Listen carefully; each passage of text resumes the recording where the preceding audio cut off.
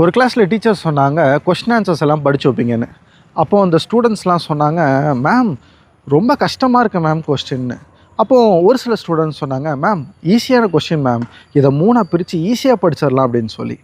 ஒரே கொஸ்டின் தான், ஆனால் அதை எப்படி பார்க்குறாங்க, எப்படி அப்ரோச் பண்ணுறாங்க அப்படிங்கிற விதம் மாறிச்சு. அதால் அது கஷ்டமா அல்லது ஈஸியாக அப்படிங்கிறத டிட்டர்மைன் ஆச்சு. பைபிளையும் இதே மாதிரி ஒரு சிச்சுவேஷன் இருந்ததுங்க. மோசே 12 பேரை கானானுக்குள்ளே அனுப்பி வேவு பார்த்துட்டு வர சொன்னார்.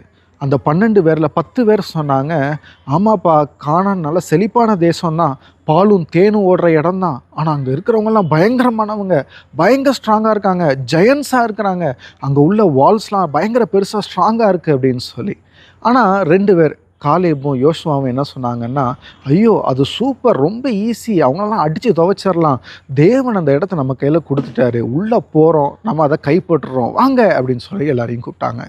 அதே மாதிரி தாங்க நம்ம வாழ்க்கையிலையும் நிறையா பிரச்சனைகள் இருக்குது. அந்த பிரச்சனைகளை நம்ம எப்படி பார்க்குறோம் அப்படிங்கிறது முக்கியம். இந்த 10 வேறு மாதிரி உலகத்தின் பார்வையில் பார்த்தோம்னா கஷ்டம்தான், அதை மேற்கொள்ளவே முடியாது தான். ஆனால் இந்த காலேபையும் யோசுவாவையும் மாதிரி தேவன் கொடுத்த வாக்குத்தத்தத்திலிருந்து பார்த்தோம்னா அதை ஈஸியாக நம்மளால் கைப்பற்ற முடியும், அந்த பிரச்சனையை நம்ம மேற்கொள்ளவும் முடியும்.